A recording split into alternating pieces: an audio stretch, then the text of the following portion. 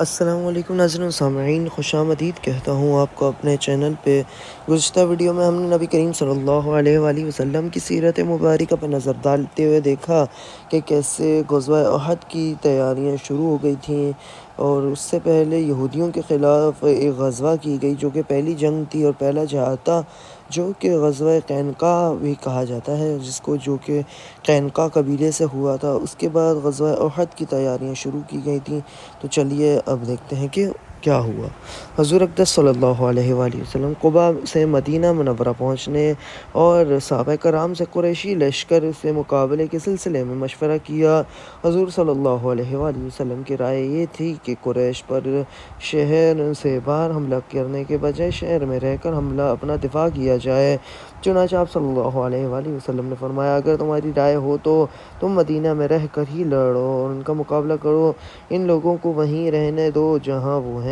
اگر وہ وہاں پڑے رہتے ہیں تو وہ جگہ ان کے لیے بدترین ثابت ہوگی، اور اگر ان لوگوں نے شہر میں آ کر ہم پر حملہ کیا تو ہم شہر میں ان سے جنگ کریں گے، اور شہر کے پیچ و خم کو ان سے زیادہ بہتر جانتے ہیں۔ آپ صلی اللہ علیہ وآلہ وسلم نے جو رائے دی تھی، تمام بڑے صحابہ کرام نے بھی وہی رائے دی تھی۔ منافقوں کے سردار عبداللہ بن ابی نے بھی مشورہ یہی دیا تھا۔ یہ شخص ظاہر میں مسلمان تھا اور اپنے لوگوں کا سردار تھا۔ دوسری طرف کچھ پرجوش نوجوان صحابہ اور پختہ عمر کے صحابہ یہ چاہتے تھے کہ شہر سے نکل کر دشمن کا مقابلہ کیا جائے۔ یہ مشورہ دینے والوں میں وہ لوگ تھے جو غزوہ بدر میں شریک نہیں ہو سکے تھے، اور ان کا بہت اس بات کا افسوس تھا۔ وہ اپنے دلوں کے ارمان نکالنا چاہتے تھے۔ چنانچہ ان لوگوں نے کہا، نہیں، ہمیں ساتھ لے کر دشمنوں کے مولیے مقابلے کے لیے باہر چلتے ہیں، تاکہ وہ ہمیں کمزور اور بزدل نہ سمجھیں، ورنہ ان کے حوصلے بہت بڑھ جائیں گے، اور ہم تو یہ سوچ بھی نہیں سکتے کہ وہ ہمیں دھکیلتے ہوئے ہمارے گھروں میں گھس آئیں۔ اور اے اللہ کے رسول، جو شخص بھی ہمارے علاقے میں آیا ہم سے شکست کھا کر گیا ہے۔ اب تو آپ ہمارے درمیان موجود ہیں، اب دشمن سے کیسے ہم پر غالب آ سکتا ہے؟ حضرت حمزہ رضی اللہ تعالیٰ عنہ نے بھی ان کی تائید کی۔ آخر آپ صلی اللہ علیہ وآلہ وسلم نے ان کی بات مان لی۔ پھر آپ صلی اللہ علیہ وآلہ وسلم نے جمعے کی نماز پڑھائی اور لوگوں کے سامنے وعظ کیا، اور وعظ فرماتے ہوئے حکم دیا، مسلمانوں، پورے تن دہی اور ہمت کے ساتھ جنگ کرنا۔ اگر تم لوگوں نے صبر سے کام لیا تو اللہ تعالیٰ تمہیں فتح اور کامرانی عطا فرمائیں گے۔ اب دشمن کے سامنے جا کر لڑنے کی تیاری کرو۔ لوگ یہ حکم سن کر خوش ہو گئے۔ اس کے بعد آپ صلی اللہ علیہ وآلہ وسلم نے سب کے ساتھ نماز عصر پڑھی، اور اس وقت تک ارد گرد سے بھی لوگ آ گئے تھے۔ پھر آپ صلی اللہ علیہ وآلہ وسلم حضرت ابوبکر صدیق اور حضرت عمر رضی اللہ تعالیٰ عنہ کے ساتھ گھر میں تشریف لے گئے۔ اب دونوں نے آپ صلی اللہ علیہ وآلہ وسلم کے سر پہ امامہ باندھا اور جنگی لباس پہنایا۔ باہر لوگ آپ صلی اللہ علیہ وآلہ وسلم کا انتظار کر رہے تھے اور صفیں باندھے کھڑے تھے۔ اس وقت حضرت سعد بن معاذ اور اسعد بن حضیر رضی اللہ تعالیٰ عنہ نے مسلمانوں سے کہا، رسول اللہ صلی اللہ علیہ وآلہ وسلم کی مرضی شہر میں رہ کر لڑنے کی تھی، اور تم لوگوں نے انہیں باہر نکل کر لڑنے پر مجبور کر دیا۔ بہتر ہوگا اب تم اپنے اس معاملے کو ان پر چھوڑ دو۔ حضور صلی اللہ علیہ وآلہ وسلم جو بھی حکم دیں گے، ان کی جو بھی رائے ہوگی، بھلائی اسی میں ہوگی، اس لیے حضور صلی اللہ علیہ وآلہ وسلم کی فرما برداری کرو۔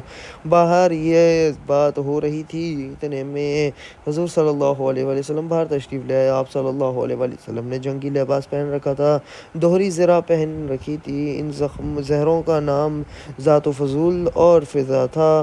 آپ صلی اللہ علیہ وآلہ وسلم کو یہ بنی قینقاع سے مال غنیمت میں ملی تھیں۔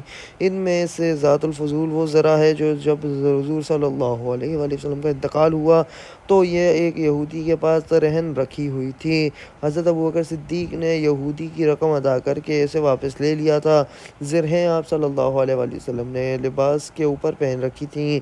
اس وقت ان نوجوانوں نے عرض کیا، اے اللہ کے رسول، ہمارا مقصد یہ نہیں تھا کہ آپ کی رائے کی مخالفت کریں یا آپ کو مجبور کریں، لہٰذا آپ جو مناسب سمجھیں وہ کریں۔ اس پر حضور صلی اللہ علیہ وآلہ وسلم نے ارشاد فرمایا، اب میں ہتھیار لگا چکا ہوں، اور کسی نبی کے لیے ہتھیار لگانے کے بعد اس کا اتار دینا اس وقت تک جائز نہیں جب تک اللہ تعالیٰ اس کے دو دشمنوں کے درمیان فیصلہ نہ کر دیں۔ آپ صلی اللہ علیہ وآلہ وسلم نے اس موقع پر 3 پرچم بنوائے۔ ایک پرچم قبیلہ اوس کا تھا، یہ اسید بن خضیر رضی اللہ تعالیٰ عنہ کے ہاتھ میں تھا۔ دوسرا پرچم مہاجرین کا تھا، یہ حضرت علی رضی اللہ تعالیٰ عنہ کے پاس تھا، یہ حضرت مصعب بن عمیر رضی اللہ تعالیٰ عنہ کے ہاتھ میں تھا۔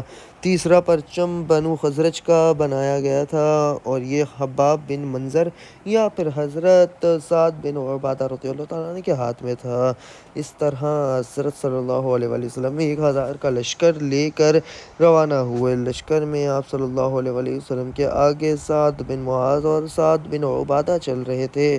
یہ دونوں قبیلہ اوس و خزرج کے سردار تھے۔ آپ صلی اللہ علیہ وآلہ وسلم نے مدینہ منورہ میں ایک نابینا صحابی کو حضرت عبداللہ بن ام مکتوم کو اپنا قائم مقام بنایا۔ مدینہ منورہ سے کوچ کر کے آپ صلی اللہ علیہ وآلہ وسلم ثانیہ کے مقام پر پہنچے، پھر یہاں سے روانہ ہو کر شیخین کے مقام پر پہنچے۔ شیخین 2 پہاڑوں کا نام تھا۔ یہاں آپ صلی اللہ علیہ وآلہ وسلم نے لشکر کا معائنہ فرمایا اور کم عمر نوجوانوں کو واپس بھیج دیا۔ یہ ایسے نوجوان تھے جو اب بھی 15 سال کے نہیں ہوئے تھے۔ ان کم سن مجاہدوں میں رافع بن خدیج رضی اللہ تعالیٰ عنہ اور سمرہ بن جندب رضی اللہ تعالیٰ عنہ بھی تھے، لیکن پھر آپ صلی اللہ علیہ وسلم نے حضرت رافع کو جنگ کے حصہ لینے کی اجازت دے دی۔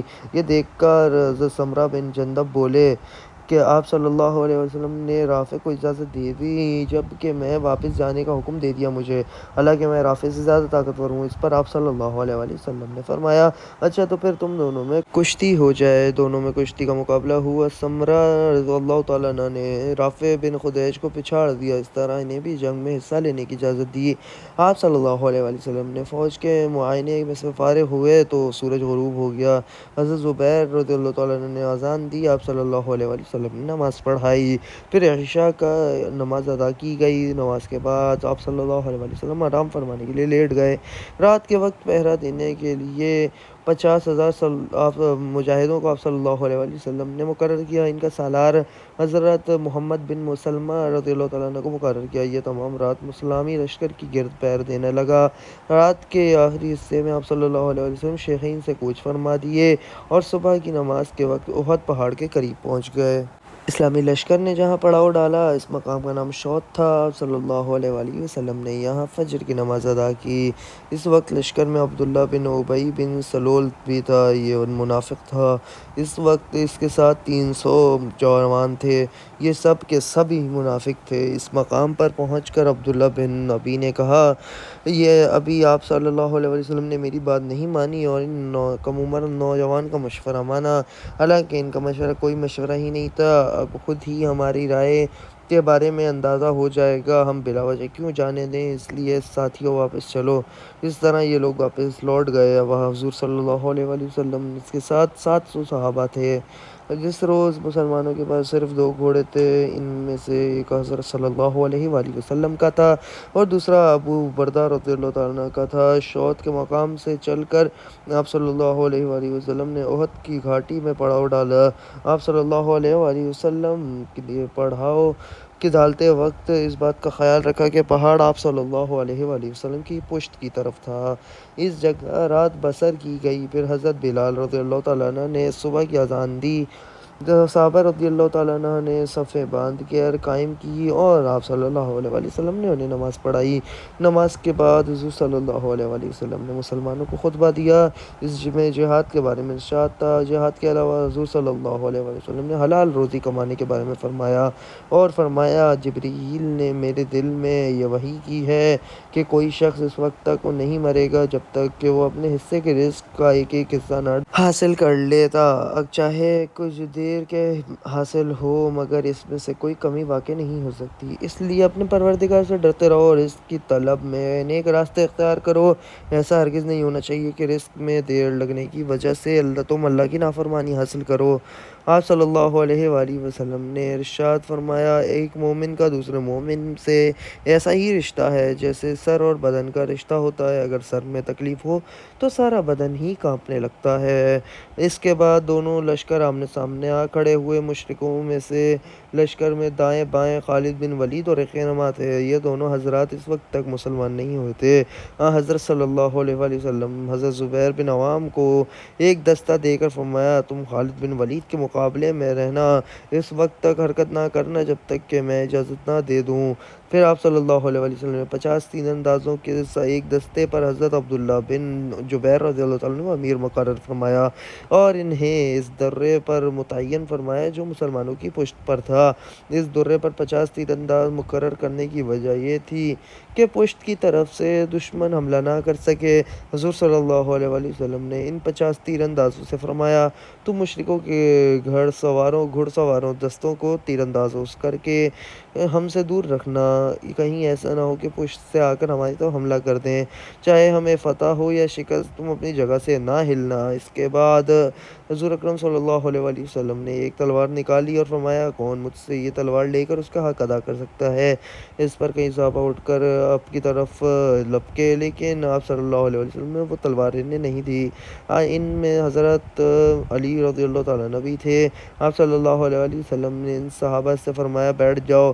حضرت زبیر بن عوام نے وہ تلوار لینے کی 3 بار کوشش کی، مگر آپ صلی اللہ علیہ وآلہ وسلم نے ہر مرتبہ انکار کر دیا۔ آخر صحابہ کے مجمع سے حضرت ابو دجانہ رضی اللہ تعالیٰ عنہ اٹھے اور عرض کیا کہ میں اس تلوار کا حق ادا کروں گا۔ آپ صلی اللہ علیہ وآلہ وسلم نے وہ تلوار انہیں عطا فرما دی۔ ابو دجانہ رضی اللہ تعالیٰ عنہ بے حد بہادر تھے، جنگ کے دوران غرور کے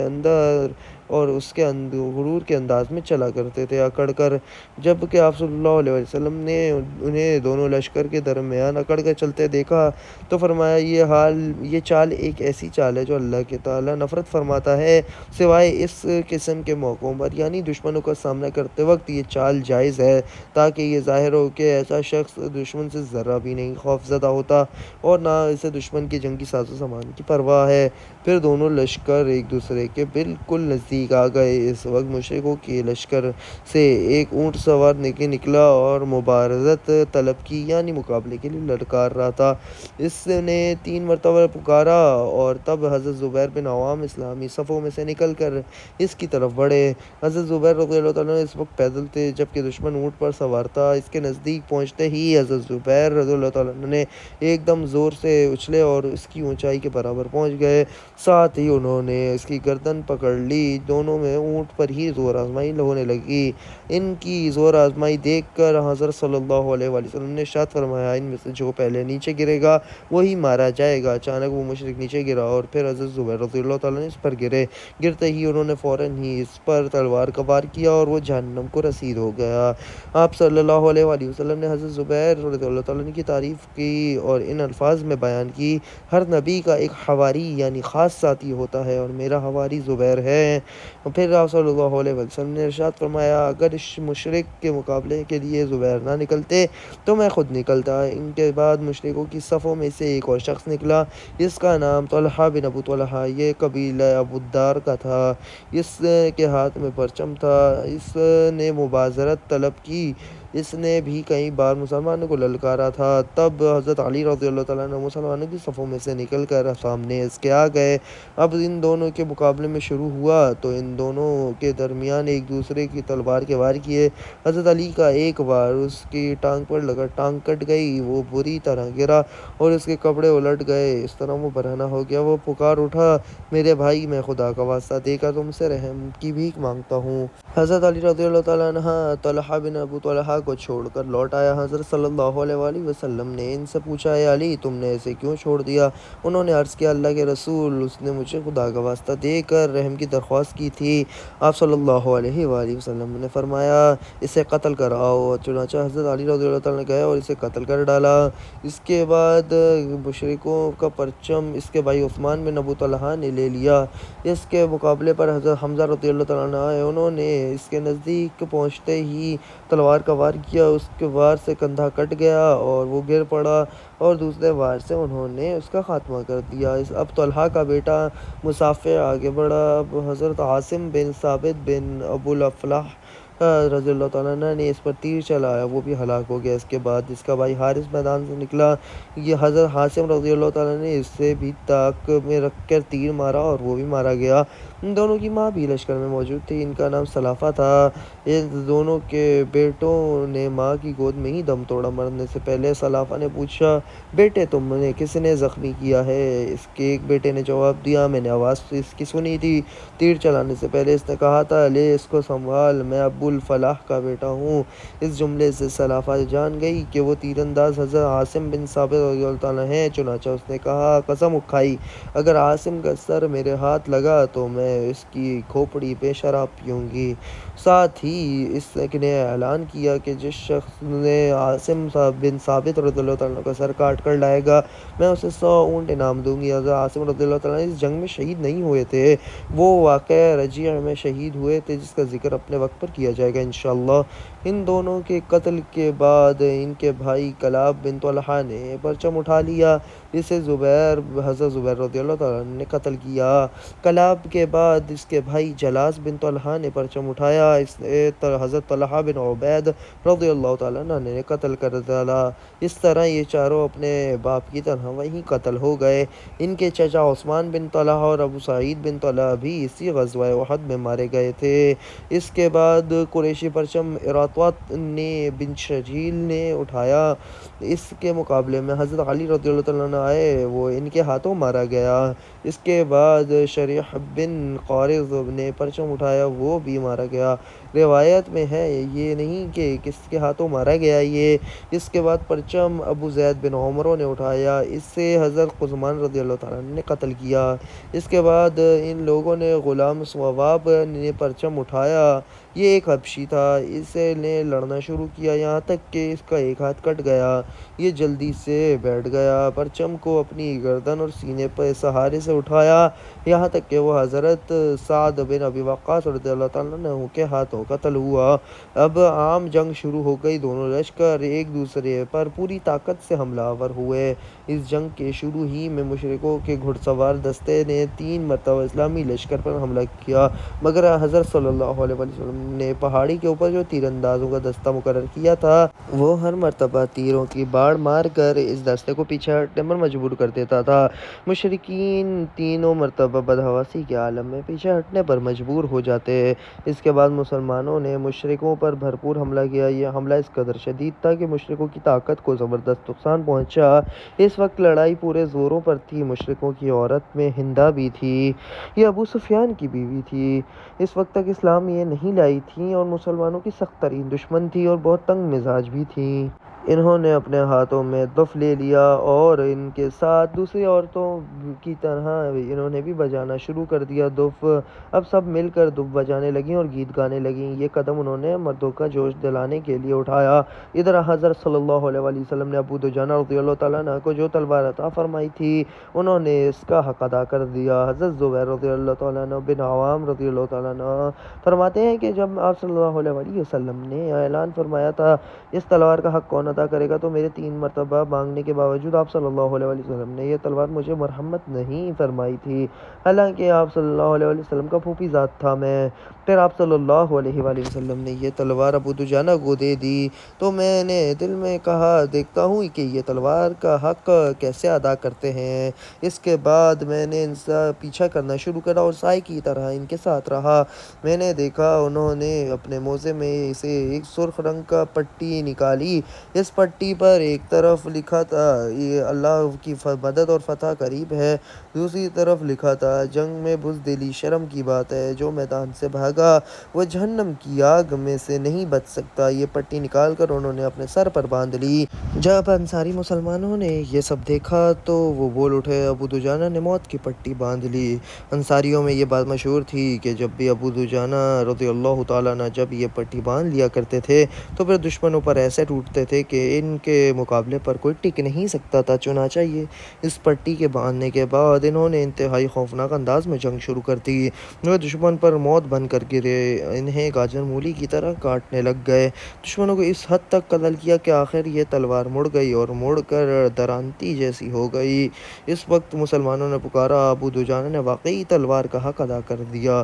حضرت زبیر رضی اللہ تعالیٰ عنہ نے مشرکوں میں ایک شخص میدان میں زخمی لوگوں کو تلاش کر کے اسے شہید کر رہا تھا، ان کو میری نظر اس پر پڑی تو میں نے دعا مانگی، یا اللہ اس کا سامنا ابو دجانہ سے ہو جائے۔ اللہ نے میری دعا قبول فرمائی اور اس کا سامنا آمنا ہو گیا حضرت ابو دجانہ رضی اللہ تعالیٰ عنہ سے۔ اب دونوں میں تلوار کا وار ہونے لگے۔ اچانک اس مشرک نے ابو دجانہ پر تلوار بلند کر دی۔ مشرک کے اس وار کو ابو دجانہ رضی اللہ تعالیٰ عنہ نے اپنے چمڑے کی ڈھال پر روکا۔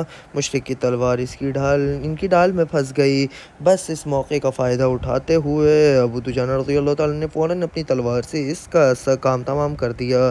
حضرت سعد بن ابی وقاص رضی اللہ تعالیٰ عنہ فرماتے ہیں کہ میں اس موقع پر ایک موقع پہ ابو دجانہ رضی اللہ تعالیٰ عنہ کو وہی تلوار ہند بنت عتبہ کو قتل کرنے کے لیے بلند کرتے دیکھ رہا تھا، لیکن پھر انہوں نے اس عورت کو قتل نہ کیا۔ اس بارے میں جب ان سے پوچھا گیا تو انہوں نے فرمایا، میں مناسب نہیں سمجھتا تھا کہ رسول اللہ صلی اللہ علیہ وآلہ وسلم کی تلوار سے ایک عورت کا قتل کیا جائے، تو اس لیے میں نے اسے چھوڑ کر ہٹ گیا۔ حضرت حمزہ رضی اللہ تعالیٰ عنہ بھی ان کی طرح ہی انتہائی سرفروشی کے ساتھ جنگ کر رہے تھے۔ اس روز حضرت حمزہ رضی اللہ تعالیٰ عنہ بیک وقت دو تلواروں سے لڑ رہے تھے، یعنی ان کے دونوں ہاتھوں میں تلواریں تھیں، اور لڑتے ہوئے وہ کہتے جا رہے تھے، میں اللہ کا شیر ہوں۔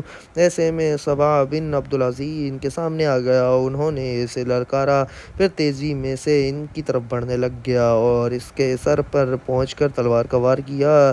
سبا فوراً ہی ڈھیر ہو گیا۔ حضرت حمزہ رضی اللہ تعالیٰ عنہ اس روز اس قدر دلیری سے لڑے کہ ان کے ہاتھوں سے 31 مشرک مارے گئے۔ سبا کو قتل کرنے کے بعد وہ اس کی زرہ اتارنے کے لیے جھکے۔ اس وقت حضرت وحشی کی نظر ان پر پڑی، جو اس وقت تک مشرکین میں شامل تھا۔ جھکنے کی وجہ سے حضرت حمزہ کی زرہ رضی اللہ تعالیٰ عنہ کی ذرا پیٹ پر سڑک گئی تھی۔ حضرت وحشی رضی اللہ عنہ یہ واقعہ سناتے ہوئے فرماتے ہیں، میں نے فوراً نیزہ تاک کر مارا تو وہ ان کے پیٹ میں لگا۔ میں نے ان کی طرف بڑھا، انہوں نے مجھے دیکھا اور شدید زخمی حالت کے باوجود انہوں نے اٹھ کر مجھے پر حملہ کرنے کی کوشش کی، لیکن پھر وہ کمزوری کی وجہ سے گر گئے۔ کچھ دیر تک میں اس کی ایک طرف دھپکا رہا کہ جب مجھے اطمینان ہو گیا کہ ان کی روح نکل چکی ہے، تب ان کے قریب گیا۔ وہ واقعی ہی شہید ہو چکے تھے۔ میں وہاں سے ہٹ آیا اور اپنی جگہ پر جا کر بیٹھ گیا، کیونکہ مجھے صرف ان کے قتل میں دلچسپی تھی اور کہ اس جنگ میں کسی اور کے قتل کی خواہش نہیں تھی، اور اس کی وجہ یہ تھی کہ مجھے وعدہ لیا گیا تھا کہ اگر میں نے حضرت حمزہ رضی اللہ تعالیٰ عنہ کو قتل کیا تو مجھے آزاد کر دیا جائے گا۔ حضرت وحشی رضی اللہ تعالیٰ عنہ حضرت جبیر بن مطعم رضی اللہ تعالیٰ عنہ کے غلام تھے اور وہ اس وقت تک مسلمان نہیں ہوئے تھے۔ ادھر مشرکوں کے پرچم بردار جب ایک ایک کر کے ختم ہو گئے اور کوئی پرچم اٹھانے والا نہ رہا تو ان میں بددلی سی پھیل گئی۔ وہ پسپا ہونے لگے، پیٹ پھیر کر بھاگنے لگے۔ ایسے میں وہ چیخ اور چلا رہے تھے۔ ان کی عورتیں جو دیر بہت پہلے خوش ہو رہی تھی اور جوش دلانے کے لیے اشعار پڑھ رہی تھیں، اپنے دف پھینک کر پہاڑ کی طرف بھاگیں اور ایک بدحواسی اس قدر ان پر سوار ہوئی کہ اپنے کپڑے نوچنے لگیں۔ مسلمانوں نے جب دشمن کو بھاگتے دیکھا تو ان کا پیچھا کرنے لگے، ان کے ہتھیاروں اور مال غنیمت پر قبضہ کرنے لگے۔ اب یہاں اس موقع پر ایک عجیب واقعہ رونما ہو گیا۔ حضرت صلی اللہ علیہ وآلہ وسلم نے پہاڑی کے درے پر جو 50 تیر انداز مقرر فرمائے تھے اور انہیں واضح طور پر ہدایت دی تھی کہ وہ اپنی جگہ سے نہ چھوڑیں، ان کے امیر حضرت عبداللہ بن جبیر رضی اللہ تعالیٰ عنہ تھے۔ یہ اس دستے نے ان کافروں کو بھاگتے دیکھا اور مسلمانوں کو مال غنیمت جمع کرتے دیکھا تو یہ بھی اپنی جگہ چھوڑنے لگے۔ یہ دیکھ کر حضرت عبداللہ بن جبیر رضی اللہ تعالیٰ عنہ نے بولے، کہاں جا رہے ہو؟ یہاں سے ہمیں ہٹنے کا حکم نہیں ہے، ہمیں ہٹنا نہیں چاہیے، اللہ کے رسول نے ہمیں ہدایت فرمائی ہے، اپنی جگہ جمے رہیں اور یہاں سے نہ ہٹیں۔ اس پر ان کے ساتھی بولے، اب مشرکوں کو شکست ہو گئی ہے، ہم یہاں سے ٹھہر کر کیا کریں گے؟ حضرت عبداللہ بن جبیر رضی اللہ تعالیٰ عنہ انہیں روکتے رہ گئے، لیکن وہ نہ مانے اور میدان میں چلے گئے، لیکن حضرت عبداللہ بن جبیر اور چند ساتھی البتہ وہیں رک گئے۔ ان کی تعداد 10 سے بھی کم تھی۔ انہوں نے نیچے کا رخ کرنے والوں سے کہا، ہم رسول صلی اللہ علیہ وآلہ وسلم کے حکم کی خلاف ورزی ہرگز نہیں کریں گے۔ اس طرح وہ 10 وہاں مجاہد 10 سے بھی کم رہ گئے۔ اس وقت حضرت خالد بن ولید کی نظر درے پر پڑی۔ یہ کافروں کے ایک دستے کے سالار تھے اور لشکر کے دائیں بازو پر مقرر تھے۔ شکست کے بعد اس طرف سے پسپا ہو رہے تھے کہ درے پر نظر پڑ گئی۔ جنگ کے دوران بھی یہ اس طرف بار بار حملے کی کوشش کرتے رہے، لیکن 50 تیر اندازوں کے بوچھاڑ تیروں کی ان کی پیش قدمی روک رہی تھی۔ اب انہوں نے دیکھا کہ وہاں 50 کے بجائے چند رہ گئے ہیں مسلمان، تو یہ اپنے دستے کے ساتھ ان پر حملہ آور ہوئے۔ ان دستے میں بھی اکرمہ بن ابو جہل بھی شامل تھے اور اپنے دستے کو لے کر ان پر پلٹ گئے۔ اس طرح پورے 2 دستوں نے چند مسلمانوں پر حملہ کر دیا۔ ان کا یہ حملہ اس قدر زبردست تھا کہ حضرت عبداللہ بن جبیر رضی اللہ تعالیٰ ان کے ساتھی وہیں کے وہیں شہید ہو گئے۔ مشرکوں نے حضرت عبداللہ بن جبیر رضی اللہ تعالیٰ عنہ کی لاش کا مسئلہ کیا، یعنی ناک، کان، ہاتھ اور پیر کاٹ ڈالے۔ ان کے جسم پر اتنے نیزے لگائے کہ پورا جسم چھلنی رہ گیا۔ لیکن نافرین ہے کہ اس مرد مجاہد پر حضور صلی اللہ علیہ وآلہ وسلم کے حکم پر سے وہاں نہ ہٹے۔ وہ اب ان دونوں دستوں نے اس دورے کی طرف سے مسلمانوں کی پشت پر اچانک بہت زور کا حملہ کیا۔ مسلمان اس وقت مال غنیمت لوٹنے میں مصروف تھے۔ ان میں سے اکثر نے اپنی تلواریں نیام میں ڈال لی تھیں۔ اس تاوڑ حملے نے انہیں بدحواس کر دیا۔ کافر اس وقت پورے جوش کی حالت میں تھے، یا حبل اور یا عزا کے نعرے لگا رہے تھے، یعنی اپنے بتوں کے نام لے رہے تھے۔ مسلمان اس حملے سے اس قدر بدحواس ہوئے کہ ادھر ادھر بھاگنے لگے۔ اس وقت تک انہوں نے جتنا کافروں کو قیدی بنا لیا تھا اور جتنا مال غنیمت لوٹ چکے تھے وہ سب چھوڑ کر بھاگ کھڑے ہوئے، اور مشرکوں کا پرچم اس وقت تک زمین پر پڑا ہوا تھا۔ ایک مشرک عورت بنت علقمہ کی نظر اس پر پڑی تو اس نے لپک کر اس کو اٹھا لیا اور بلند کر دیا۔ اب تک جو مشرک بھاگ رہے تھے وہ بھی اپنے پرچم کو بلند کرتے ہوئے نظر آ گئے تھے۔ وہ جان گئے تھے کہ جنگ کا پاسا پلٹ چکا ہے۔ اب سب دوڑ کر اپنے پرچم کے گرد جمع ہو گئے اور بدحواس مسلمانوں پر حملہ آور ہونے لگے۔ ایسے میں ایک مشرک ابن قمہ نے پکارا، محمد قتل کر دیے گئے ہیں معاذ اللہ۔ اس خبر نے تمام مسلمانوں کو اور زیادہ بدحواس کر دیا۔ ایسے میں کسی صحابی نے کہا، اب جب حضرت صلی اللہ علیہ وآلہ وسلم قتل ہو چکے ہیں تو ہم لڑ کر کیا کریں گے؟ اس پر کچھ صحابہ کرام رضی اللہ تعالیٰ عنہ نے کہا کہ اگر اللہ کے رسول صلی اللہ علیہ وآلہ وسلم شہید ہو گئے ہیں تو کیا تم اپنے نبی کے دین کے لیے لڑو گے نہیں؟ تو تم کیا تاکہ شہید کی حیثیت سے اپنے خدا کے سامنے حاضر ہو؟ حضرت ثابت بن وحدہ رضی اللہ تعالیٰ عنہ نے پکار کر کہا، اے گروہ انصار، کہ اگر محمد صلی اللہ علیہ وآلہ وسلم شہید ہو گئے ہیں تو اللہ تعالیٰ تو زندہ ہے، اسے تو موت نہیں آ سکتی، اپنے دین کے لیے لڑو، اللہ تعالیٰ فتح اور کامرانی عطا فرمائے گا۔ یہ سنتے ہی انصار کے ایک گروہ نے مشرکوں کے اس دستے پر حملہ کر دیا جس میں خالد بن ولید اور اکرمہ بن ابو جہل، عمرو بن عاص اور زرار بن خطاب بھی موجود تھے۔ یہ چاروں بہت زبردست جنگجو تھے۔ انصار کے حملے کے جواب میں خالد بن ولید نے ان پر جوابی حملہ کیا۔ اس جوابی حملے میں ابن وحدہ رضی اللہ تعالیٰ عنہ اور ان کے ساتھی شہید ہو گئے۔ بدحواسی کے عالم میں کچھ لوگ مدینہ کی طرف پلٹ پڑے تھے۔ ان کے راستے میں ایمن رضی اللہ تعالیٰ عنہ آ گئیں اور وہ بولیں، مسلمانوں، یہ کیا تم پیٹ پھیر کر جا رہے ہو؟ اس پر وہ پلٹ پڑے اور مشرکوں پر حملہ آور ہوئے۔ دوسری طرف مسلمانوں میں تتر بتر ہونے کی وجہ سے مشرکوں کی ایک گروہ نے نبی کریم صلی اللہ علیہ وآلہ وسلم پر حملہ کر دیا۔ آپ صلی اللہ علیہ وآلہ وسلم اس وقت تک سخت قسم کے ثابت قدم رہے اور اپنی جگہ پر جمے رہے۔ اس عالم میں بھی آپ صلی اللہ علیہ وآلہ وسلم نے اپنے صحابہ کرام رضوان اللہ تعالیٰ اجمعین سے فرمایا، اے فلاں میری طرف آؤ، اے فلاں میری طرف آؤ، میں اللہ کا رسول ہوں۔ ہر طرف سے آپ صلی اللہ علیہ وآلہ وسلم پر تیروں کی بوچھاڑ ہو رہی تھی۔ اس حالت میں اپنے ان تیروں سے اللہ تعالیٰ نے آپ صلی اللہ علیہ وسلم کی حفاظت فرمائی۔ اس نازک وقت میں صحابہ کرام رضی اللہ تعالیٰ عنہ کی ایک جماعت آپ صلی اللہ علیہ وآلہ وسلم کے گرد جمع رہی۔ یہ جماعت مشرکوں کے مسلسل حملوں کو روک رہی تھی، خود کو پروانوں کی طرح آپ صلی اللہ علیہ وآلہ وسلم کے قربان کر رہی تھی۔ ان میں حضرت ابو طلحہ رضی اللہ تعالیٰ عنہ بھی تھے۔ وہ دشمن کے وار کو اپنی ڈھال پر روک رہے تھے اور وہ بہت اچھے تیر انداز بھی تھے۔ نشانہ بہت پختہ تھا، چنانچہ دشمنوں پر مسلسل تیر چلا رہے تھے اور کہتے جا رہے تھے، میری جان آپ پر فدا ہو جائے، میرا چہرہ آپ کے لیے ڈھال بن جائے۔ نبی کریم صلی اللہ علیہ وآلہ وسلم کو کسی مسلمان کے ترکش میں تیر نظر آتا ہے تو اسے فرماتے، اپنا ترکش ابو طلحہ کے سامنے الٹ دو۔ ابو طلحہ رضی اللہ تعالیٰ عنہ نے اس روز اس قدر تیر اندازی کی تھی کہ ان کے ہاتھ میں سے 3 کمانیں ٹوٹ گئی تھیں۔ حضور صلی اللہ علیہ وسلم کو دشمن کو دیکھنے کے لیے سر اوپر کرتے تو حضرت ابو طلحہ رضی اللہ تعالیٰ عنہ پکار اٹھتے، اللہ کے رسول اپنا آپ کا سر اوپر نہ کریں، کہیں کوئی آپ کو تیر لگ نہ جائے۔ پھر خود پنجوں کے بل حضور صلی اللہ علیہ وسلم کے بالکل سامنے آ جاتے تاکہ حضور صلی اللہ علیہ وسلم محفوظ رہیں، کوئی تیر لگ گئے تو مجھے لگے۔ اس دوران نبی کریم صلی اللہ علیہ وسلم کے پاس جو کمان تھی اس کا نام قطوم تھا، کمان کا ایک سرا ٹوٹ گیا تھا، وہ دست مبارک میں کمان کی بالشت بھر ڈوری رہ گئی تھی۔ حضرت عکاشہ ابن محصن رضی اللہ تعالیٰ عنہ نے کمان کی ڈوری باندھنے کی کوشش کی کہ وہ حضور صلی اللہ علیہ وسلم سے لے لی، مگر ڈوری تو چھوٹی ہو چکی تھی۔ اس پر حضور صلی اللہ علیہ وسلم نے انہوں نے عرض کیا، اللہ کے رسول ڈوری چھوٹی ہو گئی ہے اس لیے بند نہیں سکتی۔ اس پر حضور صلی اللہ علیہ وسلم نے ارشاد فرمایا، اس کو کھینچو پوری ہو جائے گی۔ عکاشہ رضی اللہ تعالیٰ عنہ کہتے ہیں، اللہ کی قسم میں نے اس ڈوری کو کھینچا تو وہ کھینچ کر اتنی لمبی ہو گئی کہ کمان کے دونوں سروں پر پوری آ گئی۔ میں نے ایک دوسرے سرے پر 2-3 بل بھی دے دیے اور پھر اس کی گرہ لگا دی۔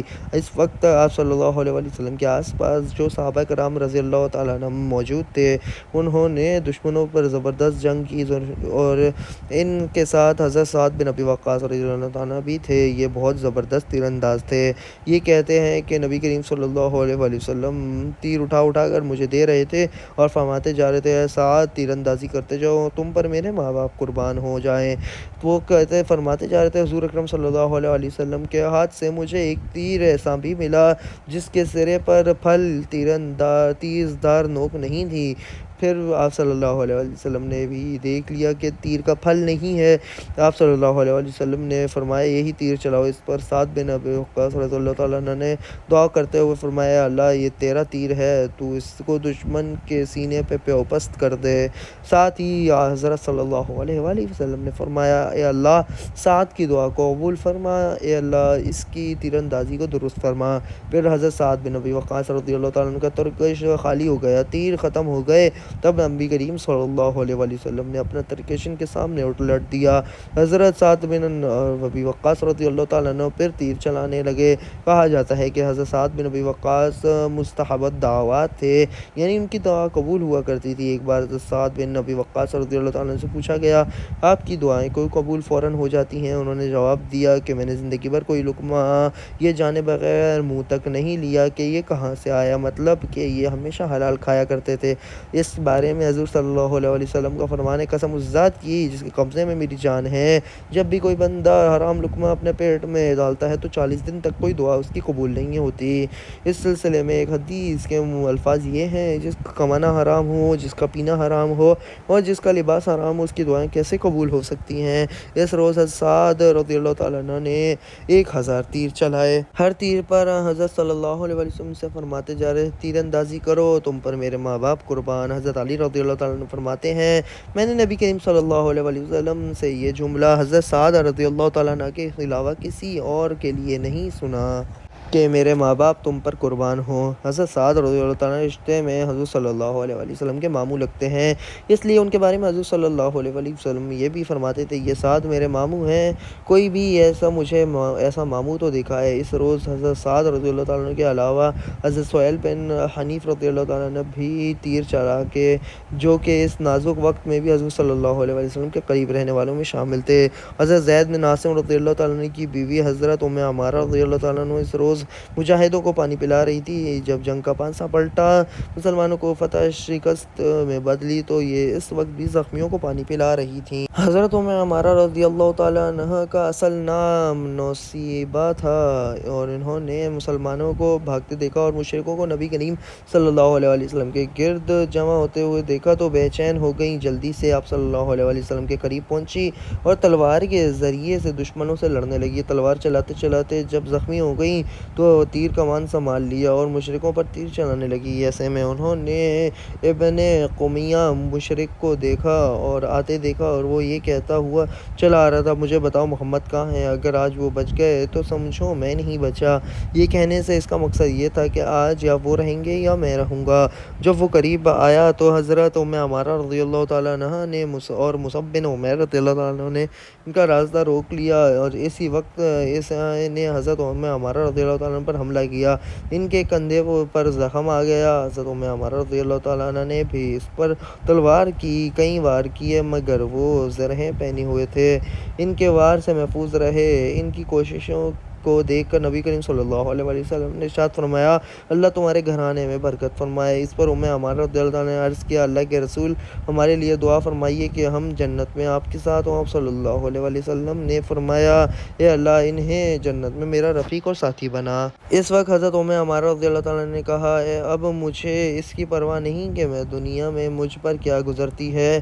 نبی کریم صلی اللہ علیہ وآلہ وسلم فرماتے ہیں، احد کے دن میں دائیں بائیں جدھر بھی دیکھتا ام عمارہ کو دیکھتا تھا کہ میرے بچاؤ کو اور میری حفاظت کے لیے جان کی بازی لگا کر دشمنوں سے لڑ رہی تھی۔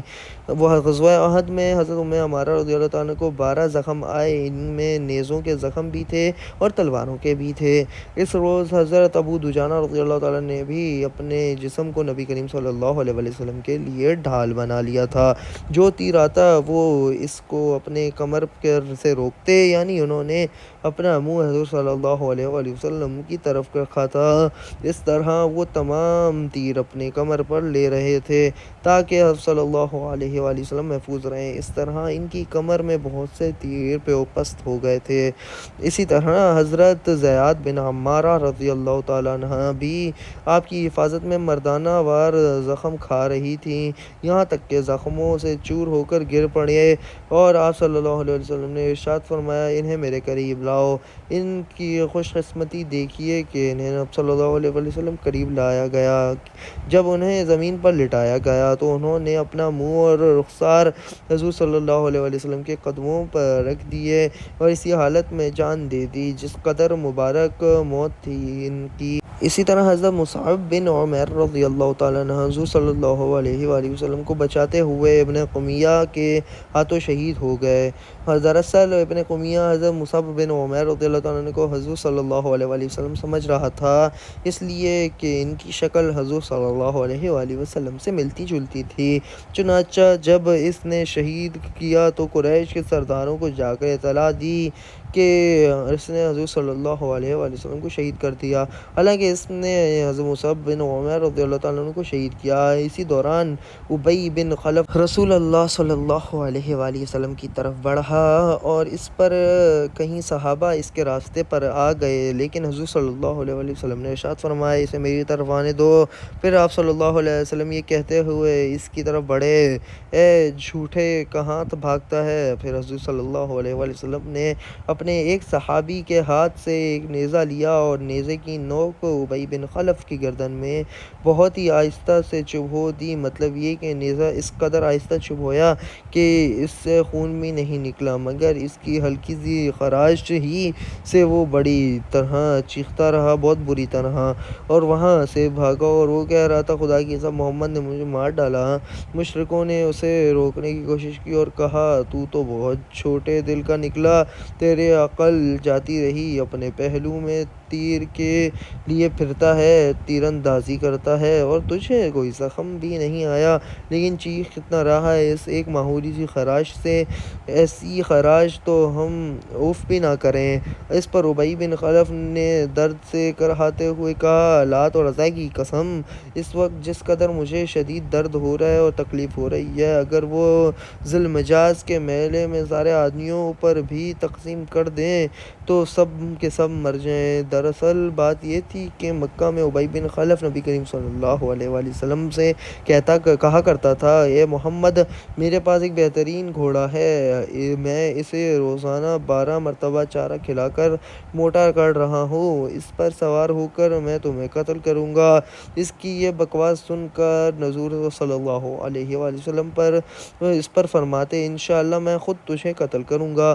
اب جب آپ صلی اللہ علیہ وآلہ وسلم کے ہاتھوں خراش پہنچی تو اس ناقابل برداشت تکلیف نے اسے چیخنے پر مجبور کر دیا، وہ بار بار لوٹ ہو رہا تھا، لوٹ پوٹ ہو کر اور کسی ذبح کیے ہوئے بیل کی طرح ذکرا رہا تھا، اس کی تکلیف کو دیکھتے ہوئے اس کے کچھ ساتھی اسے ساتھ لے کر مکہ کی طرف روانہ ہوئے، لیکن اس نے راستے میں ہی دم توڑ دیا۔ ایک حدیث میں آتا ہے، وہ شخص جسے نبی نے قتل کیا ہو، یا جسے نبی کے حکم سے قتل کیا گیا، اس کے قتل کے وقت سے قیامت کے دن تک عذاب دیا جاتا ہے۔ ایک اور حدیث کے الفاظ ہیں، سب سے زیادہ سخت عذاب اسے ہوتا ہے جسے نبی نے خود قتل کیا ہو۔ احد کی لڑائی شروع ہونے سے پہلے ایک فتنہ باز کافر ابو عامر نے جگہ جگہ گڑھے کھود دیے تھے تاکہ مسلمان بے خبری میں ان میں گر جائیں اور نقصان اٹھاتے رہیں۔ یہ شخص حضرت حنظلہ رضی اللہ تعالیٰ عنہ کا باپ تھا، اور حضرت حنظلہ رضی اللہ تعالیٰ عنہ وہ ہیں جنہیں فرشتوں نے غسل دیا تھا۔ لڑائی جاری رہی تھی کہ حضور صلی اللہ علیہ وسلم ایک گڑھے میں گر گئے۔ حضرت علی رضی اللہ تعالیٰ عنہ نے آپ صلی اللہ علیہ وسلم کو گرتے دیکھا تو انہوں نے آگے بڑھ کر فوراً آپ صلی اللہ علیہ وسلم کو دونوں ہاتھوں پر لے لیا۔ حضرت طلحہ بن عبید اللہ رضی اللہ تعالیٰ عنہ نے آپ صلی اللہ علیہ وسلم کو اوپر اٹھا کر باہر نکالا۔ آپ صلی اللہ علیہ وسلم جب گرے گڑھے میں تو بنی قمیہ نے آپ صلی اللہ علیہ وسلم پر پتھر برسائے۔ ان میں سے ایک پتھر آپ صلی اللہ علیہ وسلم کے پہلو میں لگا۔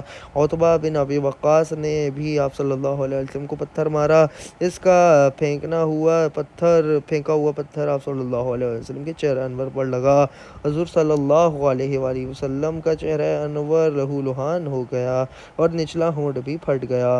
حضرت حاتب رضی اللہ تعالیٰ عنہ نے کہتے ہیں کہ جب میں عتبہ نے حضور صلی اللہ علیہ وسلم پر پتھر پھینکتے ہوئے دیکھا تو میں نے اس کی طرف لپکا اور میں نے اس کا تعاقب کیا اور آخر اسے جا لیا، اور میں نے فوراً ہی اس پر تلوار کا وار کیا۔ اس وار سے اس کی گردن کٹ گئی اور دور جا کر گر گئی۔ میں نے فوراً اس کی تلوار اور گھوڑے پر قبضہ کیا اور حضور صلی اللہ علیہ وسلم کی خدمت میں حاضر ہو گیا۔ آپ صلی اللہ علیہ وسلم کو عتبہ کی قتل کی خبر سنائی۔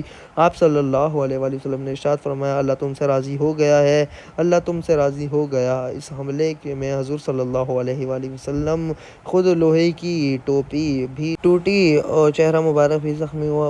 ابن قمیہ کے حملے سے دونوں رخسار بھی زخمی ہو گئے تھے۔ خود کی دو کڑیاں آپ صلی اللہ علیہ وسلم کے رخسار مبارک پر گر گئی تھیں۔ آپ صلی اللہ علیہ وسلم نے ابن قمیہ کو بد دعا دی، اللہ تجھے ذلیل کر دے اور برباد کر دے۔ اللہ تعالیٰ نے حضور صلی اللہ علیہ وسلم کی دعا قبول فرمائی۔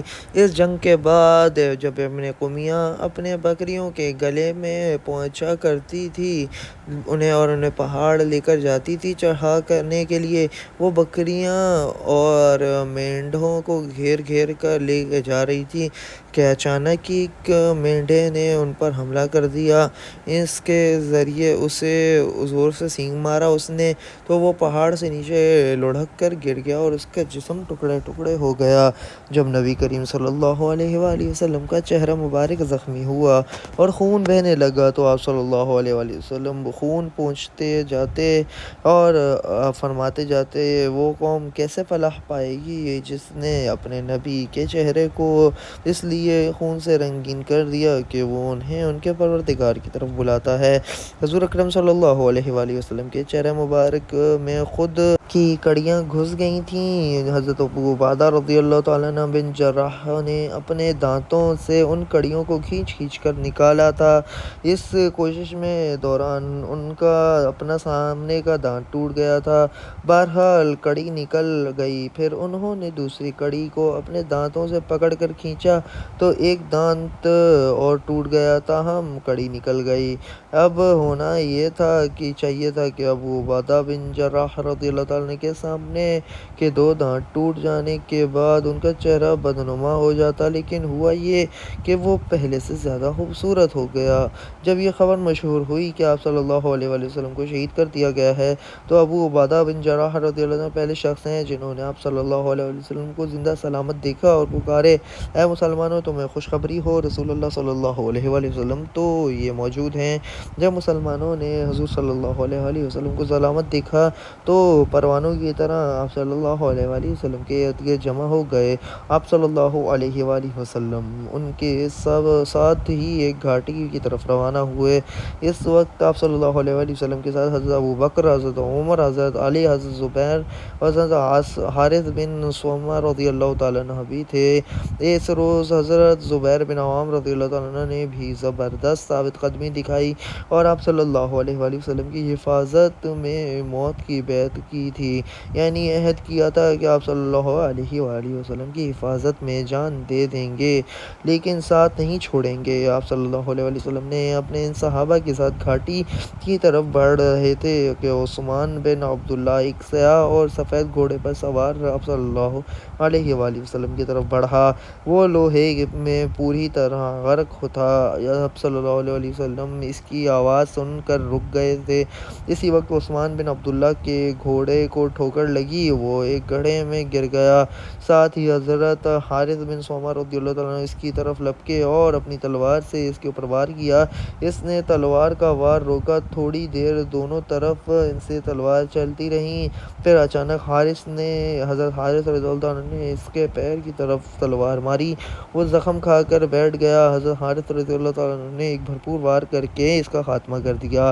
اس پر حضور صلی اللہ علیہ وآلہ وسلم نے فرمایا، اللہ کا شکر ہے جس نے اسے ہلاک کر دیا۔ اسی وقت عبداللہ بن جابر عامری نے حضرت حارث پر حملہ کر دیا۔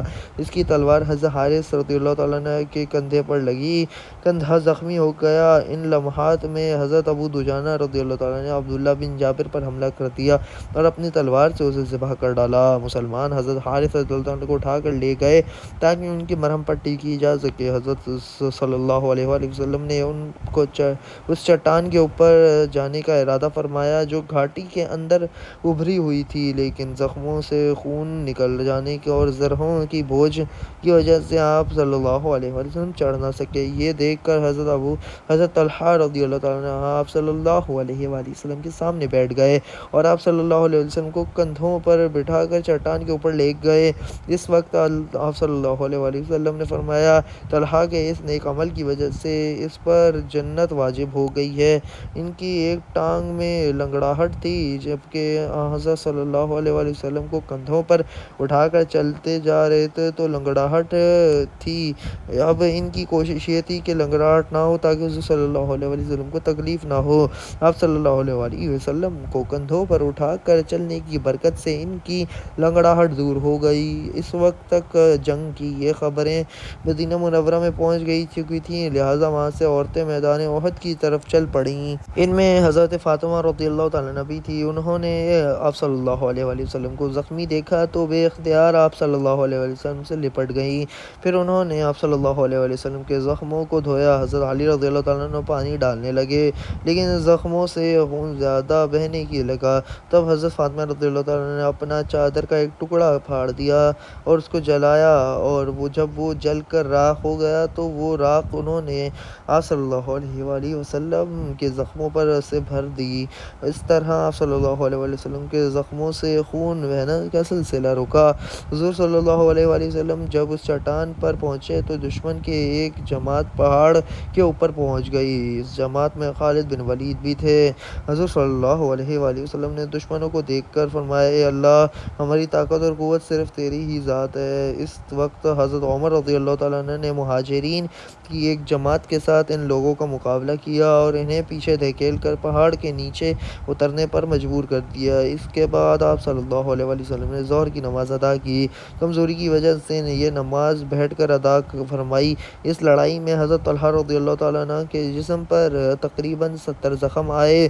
یہ نیزوں، برچھوں اور تلواروں کے تھے۔ تلوار کے ایک وار سے ان کی انگلیاں بھی کٹ گئی تھیں۔ دوسرے ہاتھ میں ان کو ایک تیر آ کر لگا تھا اس سے مسلسل خون بہنے لگا، یہاں تک کہ کمزوری کی وجہ سے ان پر بے ہوشی طاری ہو گئی۔ اس پر حضرت ابوبکر صدیق رضی اللہ تعالیٰ عنہ نے ان کے منہ پر پانی مار کر چھینٹیں ماری، اس سے انہیں ہوش آیا تو فوراً پوچھا رسول اللہ صلی اللہ علیہ وآلہ وسلم کا کیا حال ہے؟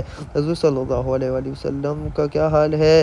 حضرت ابوبکر صدیق رضی اللہ تعالیٰ عنہ نے جواب دیا خیریت سے ہیں۔ یہ سن کر طلحہ رضی اللہ تعالیٰ عنہ نے کہا اللہ کا شکر ہے، ہر مصیبت کے بعد آسانی ہوتی ہے۔ حضرت عبد الرحمن بن عوف رضی اللہ تعالیٰ عنہ کے منہ پر ضرب لگی، اس ضرب سے ان کے دانت ٹوٹ گئے، اس کے علاوہ ان کے جسم پر 20 زخم تھے، ایک زخم ایک پیر پر بھی آ گیا تھا، اس سے وہ لنگڑاتے ہوئے چلتے تھے۔ حضرت کعب بن مالک رضی اللہ تعالیٰ عنہ کے جسم پر بھی 20 کے قریب زخم آئے تھے، غرض اکثر صحابہ کرام شدید زخمی ہوئے تھے۔ احد کی لڑائی شروع ہونے سے پہلے ایک شخص قزمان نامی بھی مسلمانوں کی طرف سے جنگ میں شریک ہوا، اسے دیکھتے ہوئے ہی رسول صلی اللہ علیہ وسلم نے ارشاد فرمایا تھا یہ شخص جہنمی ہے۔ یہ احد کی لڑائی میں بہت بہادری سے لڑا، لڑائی شروع ہونے پر سب سے پہلے تیر بھی اسی نے چلایا تھا، لڑتے لڑتے وہ مشرکوں کے اونٹ سوار دستے پر ٹوٹ پڑا اور 8-10 مشرکوں کو آن کے آن میں قتل کر ڈالا۔ بعض صحابہ نے اس کی بہادری کا تذکرہ آپ صلی اللہ علیہ وآلہ وسلم سے کیا، اس تذکرے سے ان کا مقصد تھا کہ آپ صلی اللہ علیہ وآلہ وسلم نے تو اسے جہنمی فرمایا تھا اور وہ اس قدر دلیری سے لڑ رہا تھا۔ اس پر آپ صلی اللہ علیہ وآلہ وسلم نے ارشاد فرمایا یہ شخص جہنمی ہے۔ صحابہ کرام رضی اللہ تعالیٰ عنہ اس پر بہت زیادہ حیران ہوئے۔ جب قزمان لڑتے لڑتے بہت زخمی ہوا تو اسے اٹھا کر بنی ظفر کے محلے میں پہنچایا گیا، یہاں لوگ اس کی تعریف کرنے لگے۔ اس پر وہ بولا مجھے کیسی خوشخبری سنا رہے ہو؟ خدا کی قسم میں تو صرف اپنی قوم کی عزت و فخر کے لیے لڑا ہوں، اگر قوم کا یہ معاملہ نہ ہوتا تو میں ہرگز نہ لڑتا۔ اس کے ان الفاظ کا مطلب یہ تھا کہ وہ اللہ اور اس کے رسول کا کلمہ بلند کرنے کے لیے نہیں لڑا تھا۔ پھر زخموں کی تکلیف ناقابل برداشت ہو گئی، اس نے اپنی تلوار نکالی اور اس کی نوک اپنے سینے پر رکھ کر سارا بوجھ اس پر ڈال دیا، اس کی تلوار اس کے سینے میں آر پار ہو گئی، اس طرح وہ حرام موت مرا۔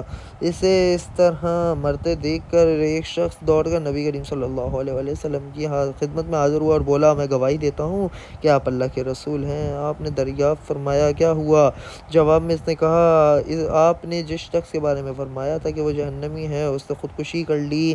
اس طرح قزمان کے بارے میں آپ کی پیشن گوئی درست ثابت ہوئی۔ اس کے بالکل الٹ ایک واقعہ یوں پیش آیا کہ بنی عبد الاشہل کا ایک شخص اسیرم اپنی قوم کو اسلام لانے سے روکتا تھا۔ جس روز نبی کریم صلی اللہ علیہ وآلہ وسلم غزوہ احد کے لیے مدینہ منورہ سے روانہ ہوتے تھے، یہ شخص مدینہ آیا اور اپنی قوم کے لوگوں کے بارے میں معلوم کیا کہ کیا وہ کہاں ہیں۔ بنی عبد الاشہل نبی کریم صلی اللہ علیہ وآلہ وسلم کے ساتھ غزوہ احد کے لیے روانہ ہو چکے تھے۔ جب اسے یہ بات معلوم ہوئی تو اچانک اس نے اسلام کے لیے رغبت محسوس کی اور اس نے زرہ پہنی، اپنے ہتھیار ساتھ لیا اور میدان جنگ میں پہنچ گیا، پھر مسلمانوں کے لیے ایک صف میں شامل ہو کر کافروں سے جنگ کرنے لگا، یہاں تک کہ لڑتے لڑتے شہید زخمی ہو گیا۔ جنگ کے بعد بنی عبد الاشہل کے لوگ اپنے مقتولوں کو تلاش کر رہے تھے کہ اسیرم پر نظر پڑ گئی۔ انہوں نے اسے پہچان لیا، اسے میدان جنگ میں زخموں سے چور دیکھ کر اس کے قبیلے کے لوگوں نے بہت حیرت ہوئی۔ انہوں نے پوچھا تم یہاں کیسے آ گئے؟ قومی جذبہ لے آیا یا اسلام کی رغبت؟ اسیرم نے جواب دیا میں اسلام سے رغبت کی بنیاد پر شریک ہوا ہوں، پہلے اللہ اور اس کے رسول پر ایمان لایا، پھر میدان میں آ کر جنگ کی، یہاں تک کہ اس حالت میں پہنچ گیا۔ حضرت ابو ہریرہ رضی اللہ تعالیٰ عنہ ان کے بارے میں کہا کرتے تھے کہ مجھے ایسے شخص کا نام بتاؤ جس نے کبھی نماز نہیں پڑھی مگر وہ جنت میں چلا گیا۔ ان کا اشارہ حضرت اسیرم رضی اللہ تعالیٰ عنہ کی طرف ہوتا تھا۔ اس لڑائی میں حضرت حنظلہ رضی اللہ تعالیٰ عنہ بھی شہید ہوئے۔ احد کی لڑائی سے ایک دن پہلے ان کی شادی ہوئی تھی، دوسری صبح ہی غزوہ احد کا اعلان ہو گیا۔ یہ غسل کے بغیر لشکر میں شامل ہو گئے اور اسی حالت میں لڑتے لڑتے شہید ہو گئے۔ نبی کریم صلی اللہ علیہ وآلہ وسلم نے ان کے بارے میں ارشاد فرمایا، تمہارے ساتھی حنظلہ کو فرشتے غسل دے رہے ہیں۔ اسی بنیاد پر حضرت حنظلہ کو غسیل الملائکہ کہا جاتا ہے، یعنی وہ شخص جنہیں فرشتوں نے غسل دیا۔ غزوہ احد میں جنگ کے دوران ایک مشرک ابن عویف جنگجو اپنی صفوں سے نکل کر آگے آیا، اس کے مقابلے کے لیے اور لوگوں کو لڑکانے لگا، اور ایک صحابی آگے بڑھے اور ابن عویف پر تلوار کا وار کیا۔ ساتھ ہی انہوں نے کہا، لے میرا وار سنبھال، میں ایک فارسی غلام ہوں۔ ابن عویف کی جرح کندھے پر سے کٹ گئی، تلوار اس کے کندھے میں کاٹ گئی، اور نبی کریم صلی اللہ علیہ وآلہ وسلم نے ان سے جملہ سنا تو فرمایا، تم نے یہ کیوں نہ کہا کہ لے میرا وار سنبھال، میں ایک انصاری غلام ہوں۔ ابن عویف کا بھائی آگے بڑھا، اس صحابی نے اس پر وار کیا اور اس کی گردن اڑا دی۔ اس مرتبہ انہوں نے کہا کہ وار کرتے ہوئے کہا، لے میرا وار سنبھال، میں ایک انصاری غلام ہوں۔ اس پر نبی کریم صلی اللہ علیہ وآلہ وسلم مسکرائے اور فرمایا، تم نے خوب کہا۔ اس غزوہ میں حضرت عمرو بن جموح رضی اللہ عنہ بھی شہید ہوئے۔ یہ لنگڑے تھے، ان کے 4 بیٹے تھے۔ جب یہ میدان جنگ کے ارادے سے چلنے لگے تو چاروں بیٹوں نے ان سے کہا، ہم جا رہے ہیں، آپ نہ جائیں۔ اس پر عمرو بن جموح رضی اللہ عنہ نے کہا، حضور صلی اللہ علیہ وسلم کی خدمت میں حاضر ہوئے اور بولا، اللہ کے رسول، میرے بیٹے مجھے جنگ میں جانے سے روک رہے ہیں، مگر اللہ کی قسم میری تمنا ہے کہ میں اپنے لنگڑے پن کے ساتھ جنت میں جاؤں۔ آپ صلی اللہ علیہ وسلم نے ارشاد فرمایا، تم معذور ہو، لہٰذا تم پر جہاد فرض نہیں ہے۔ دوسری طرف آپ صلی اللہ علیہ وسلم نے ان کے بیٹوں سے فرمایا، تمہیں اپنے باپ کو جہاد سے روکنا نہیں چاہیے، ممکن ہے اللہ انہیں شہادت نصیب فرما دے۔ یہ سنتے ہی حضرت عمرو بن جموح نے ہتھیار سنبھالے اور نکل کھڑے ہوئے۔ انہوں نے اللہ سے دعا کی، اے اللہ مجھے شہادت کی نعمت عطا فرما اور گھر والوں کے پاس زندہ آنے کی رسوائی سے بچا دے۔ چنانچہ یہ اسی جنگ میں شہید ہو گئے۔ نبی کریم صلی اللہ علیہ وآلہ وسلم نے ارشاد فرمایا ان کے بارے میں، اس ذات کی قسم جس کے قبضے میں میری جان ہے، تم میں ایسے لوگ بھی ہیں اگر وہ کسی بات پر قسم کھا لیں تو اللہ تعالیٰ ان کی قسم کو پوری کر دیتا ہے۔ انہی لوگوں میں سے عمرو بن جموح رضی اللہ عنہ بھی ہیں۔ میں نے انہیں جنت میں ان کے اسی لنگڑے پن کے ساتھ چلتے پھرتے دیکھا ہے۔ اسی جنگ میں ان کے ایک بیٹے خلاد رضی اللہ عنہ بھی شہید ہوئے اور ان کے سالے عبداللہ رضی اللہ عنہ بھی شہید ہوئے۔ یہ حضرت جابر رضی اللہ عنہ کے والد تھے۔ حضرت عمرو بن جموح کی بیوی کا نام ہندہ بنت حزام تھا۔ جنگ کے بعد یہ اپنے شوہر، اپنے بیٹے اور اپنے بھائی کی لاشیں ایک اونٹ پر ڈال کر مدینہ منورہ کی طرف روانہ ہونے لگیں تاکہ انہیں مدینہ منورہ میں دفن کیا جائے، لیکن اونٹ نے آگے بڑھنے سے انکار کر دیا اور بیٹھ گیا۔ اس کا رخ میدان احد کی طرف کیا جاتا تو چل دکتا، مدینہ منورہ کی طرف کرتے تو بیٹھ جاتا۔ آخر حضرت ہندہ رضی اللہ عنہ نے نبی کریم صلی اللہ علیہ وسلم کی خدمت میں حاضر ہوئیں اور یہ صورتحال بتائی تو یہ سن کر آپ صلی اللہ علیہ وسلم نے ارشاد فرمایا، یہ اونٹ معمور ہے، یعنی اللہ تعالیٰ کی طرف سے اسے حکم دیا گیا ہے کہ یہ مدینہ نہ جائے، اس لیے ان تینوں کو یہیں دفن کر دو۔ اس سلسلے میں روایت یہ بھی ہے کہ آپ صلی اللہ علیہ وسلم نے پوچھا تھا کہ کیا عمرو بن جموح نے چلتے وقت کچھ کہا تھا؟ تب آپ صلی اللہ علیہ وسلم کو بتایا گیا کہ انہوں نے دعا کی تھی، اے اللہ مجھے زندہ واپس آنے کی رسوائی سے بچانا۔ یہ سن کر آپ صلی اللہ علیہ وسلم نے ارشاد فرمایا تھا کہ یہ اونٹ مدینہ منورہ نہیں جائے گا۔ چنانچہ ان تینوں کو وہیں میدان احد میں دفن کیا گیا۔ مشرکوں نے کے ساتھ آنے والی عورتوں کے شہید ہونے والے مسلمانوں کا مسئلہ کیا گیا تھا، یعنی ان کے ناک، کان اور ہونٹ وغیرہ کاٹ دیے گئے تھے۔ حضور اکرم صلی اللہ علیہ وسلم کے چچا حضرت حمزہ کے ساتھ بھی انہوں نے ایسا ہی کیا، یہاں تک کہ ہندہ ابو سفیان کی اہلیہ جو کہ اس وقت مسلمان نہیں ہوئی تھی، ان کا کلیجہ نکال کر چبایا مگر اس کو نگل نہ سکیں۔ لاشوں کو مسح کرنے کے بعد مشرک واپس لوٹے۔ مسلمانوں نے بھی انہیں روکنے کی کوشش نہ کی کیونکہ سب کی حالت خستہ تھی۔ البتہ ایسے میں حضور صلی اللہ علیہ وسلم نے حضرت علی سے فرمایا، دشمن کے پیچھے پیچھے جاؤ اور دیکھو وہ کیا کرتے ہیں اور کیا چاہتے ہیں۔ اگر وہ لوگ اونٹوں پر سوار اور گھوڑوں پر کو ہانکتے ہوئے لے کے جا رہے ہیں تو سمجھ لو کہ وہ مکہ جا رہے ہیں، لیکن اگر وہ گھوڑوں پر سوار اور اونٹوں پر کو ہانک رہے ہیں تو سمجھ لو وہ مدینہ جا رہے ہیں، اور قسم ہے اس ذات کی کہ جس کے قبضے میں میری جان ہے، اگر انہوں نے مدینہ کا رخ کیا تو ہر قیمت پر مدینہ پہنچ کر ان کا مقابلہ کروں گا۔ حضرت علی نے ان کا پیچھا کیا اور روانہ ہوئے۔ آخر معلوم ہوا کہ مشرکوں نے مکہ جانے کا ارادہ کر لیا ہے۔ اس طرف سے اطمینان ہو گیا کے بعد مسلمانوں کے اپنے مقتولین کی فکر ہوئی۔ حضور صلی اللہ علیہ وسلم نے فرمایا، کوئی سعد بن ربیع کا حال معلوم کر کے آئے، میں نے ان کے اوپر تلوار چمکتی دیکھی تھی۔ اس پر صحابہ کرام کو ان کا حال معلوم کر کے لیے جانے لگے۔ اس وقت حضور صلی اللہ علیہ وسلم نے ارشاد فرمایا، اگر تم سعد بن ربیع کو زندہ پاؤ تو ان سے میرا سلام کہنا اور ان سے کہنا کہ ضرور صلی اللہ علیہ وآلہ وسلم نے تمہارا حال پوچھا ہے۔ ایک انصاری مسلمان نے آخر حضرت سعد بن ربیع رضی اللہ تعالیٰ عنہ کو تلاش کر لیا۔ وہ زخموں سے چور چور تھے تاہم ابھی بھی جان باقی تھی۔ ان صحابی نے فوراً حضرت سعد بن ربیع رضی اللہ تعالیٰ عنہ سے کہا، حضور صلی اللہ علیہ وسلم تمہارا حال پوچھتے ہیں، زندوں میں ہو یا مردوں میں سے؟ حضرت سعد بن ربیع رضی اللہ تعالیٰ عنہ نے کہا، میں اب مردوں میں ہوں، میرے جسم پر نیزوں کے 12 زخم لگے ہیں، میں اس وقت لڑتا رہا جب تک کہ مجھ سے میں سکت باقی رہی۔ اب تم رسول اللہ صلی اللہ علیہ وسلم سے میرا سلام عرض کرنا اور کہنا کہ ابی ربیع آپ کے لیے عرض کرتا ہے تاکہ اللہ تعالیٰ آپ کو ہماری طرف سے وہی بہترین جزا عطا فرمائے جو ایک امت کی طرف سے اس کے نبی کو مل سکتی ہے۔ ایک امت کی طرف سے اس کے نبی کو مل سکتی ہے۔ نیز میری قوم کو بھی میرا سلام پہنچا دینا اور ان سے کہنا کہ سعد بن ربیع تم سے کہتا ہے کہ اگر ایسی صورت میں تم نے دشمن کو اللہ کے نبی تک پہنچنے دیا کہ تم میں سے ایک بھی شخص زندہ ہے تو اس جرم کے لیے اللہ کے ہاں تمہارا کوئی عذر قبول نہیں ہوگا۔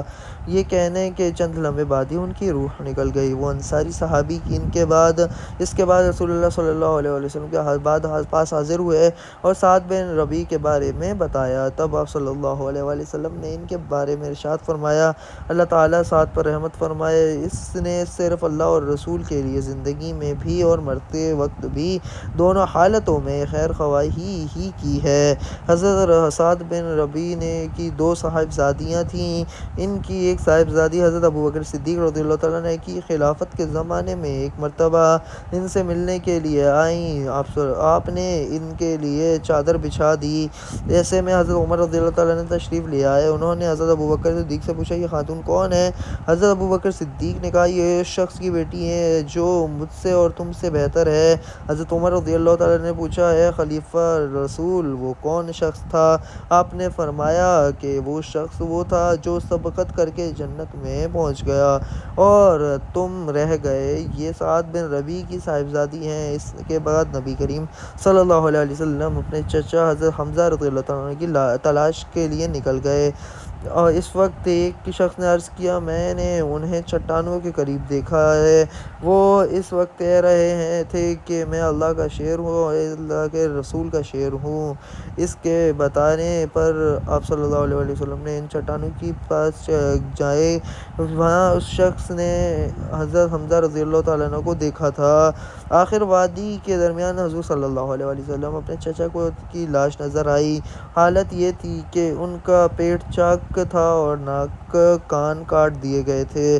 آپ صلی اللہ علیہ وسلم کے لیے یہ منظر بہت دردناک تھا۔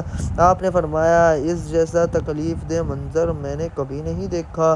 پھر حضور اکرم صلی اللہ علیہ وسلم خوب روئے۔ حضرت عبداللہ بن مسعود رضی اللہ تعالیٰ عنہ فرماتے ہیں کہ ہم نے حضرت صلی اللہ علیہ وسلم کو اتنا روتے ہوئے کبھی نہیں دیکھا۔ جتنا آپ صلی اللہ علیہ وسلم حمزہ رضی اللہ تعالیٰ عنہ کی لاش پر روئے۔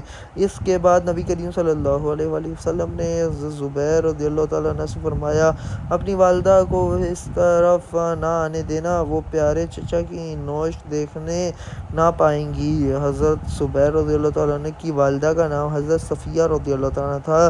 وہ حضرت حمزہ رضی اللہ تعالیٰ عنہ کی بہن تھی اور رسول اللہ صلی اللہ علیہ وآلہ وسلم کی پھوپھی بھی تھیں۔ حکم سنتے ہی حضرت زبیر مدینہ منورہ کے راستے پر پہنچ گئے۔ اس طرف سے حضرت صفیہ رضی اللہ تعالیٰ عنہ چلی آ رہی تھیں۔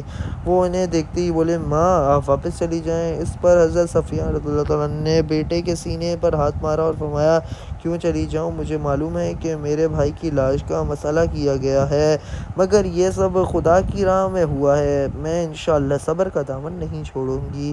ان کا جواب سن کر حضرت زبیر رضی اللہ تعالیٰ عنہ نبی کریم صلی اللہ علیہ وسلم کے پاس آئے اور ان کا جواب کو بتایا۔ تب آپ صلی اللہ علیہ وآلہ وسلم نے فرمایا، اچھا انہیں آنے دو۔ چنانچہ انہوں نے اپنے بھائی کی لاش کو دیکھا تو انا للہ و انا الیہ راجعون پڑھا اور ان کی مغفرت کی دعا کی۔ اس کے بعد حضرت صلی اللہ علیہ وآلہ وسلم نے ارشاد فرمایا، حمزہ کے لیے ایک کفن کا انتظام کرو۔ ایک انصاری صحابی آگے بڑھے، انہوں نے اپنی چادر ان پر ڈال دی۔ پھر ایک صحابی آگے بڑھے، انہوں نے بھی اپنی چادر ان پر ڈال دی۔ حضرت صلی اللہ علیہ وسلم نے حضرت جابر رضی اللہ عنہ سے کہا، جابر ان میں سے ایک چادر تمہارے والد کے لیے اور دوسری چادر میرے چچا کے لیے ہوگی۔ حضرت مصعب بن عمیر رضی اللہ تعالیٰ عنہ کو بھی کفن کے لیے صرف ایک چادر ملی۔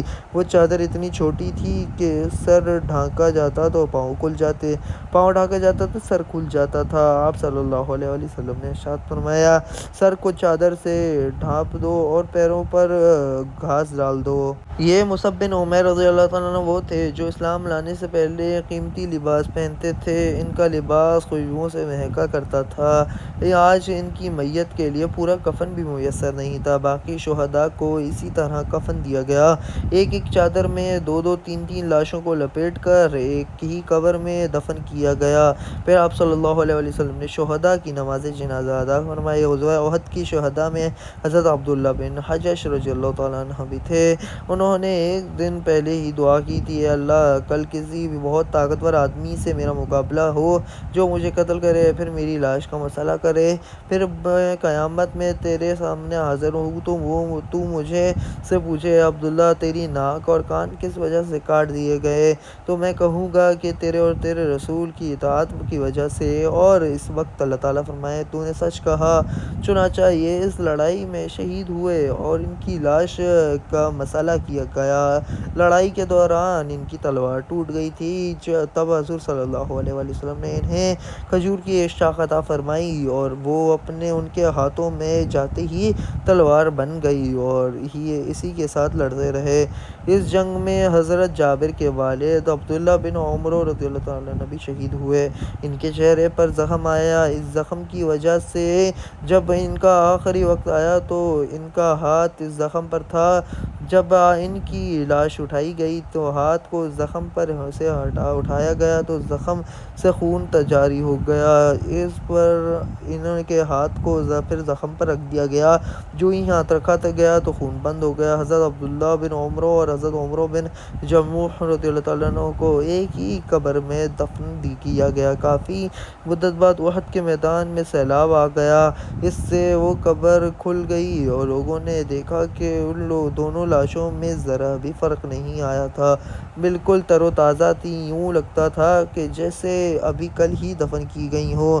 حضرت عبداللہ بن عمر رضی اللہ تعالیٰ عنہ کا ہاتھ اسی طرح اس زخم پر تھا، کسی نے اس کا ہاتھ ہٹا دیا، ہاتھ ہٹاتے ہی خون جاری ہو گیا، چنانچہ پھر زخم پر رکھ دیا گیا۔ حضرت امیر معاویہ رضی اللہ تعالیٰ عنہ نے اپنے دور میں میدان احد سے ایک نہر کھدوائی، یہ نہر شہداء کی قبروں کے درمیان سے نکل گئی، اس لیے کہ انہوں نے یہ حکم لوگوں کو دیا کہ اپنے اپنے مردوں کو ان قبروں سے نکال کر دوسری جگہ دفن کر دیں۔ لوگ روتے ہوئے وہاں پہنچے، انہوں نے قبروں میں سے لاشوں کو نکالا اور تمام شہداء کی لاشوں بالکل تر و تازہ، نرم و ملائم تھیں، ان میں کے تمام جوڑ نرم تھے، اور یہ واقعہ غزوہ احد کے 40 سال بعد کا ہے۔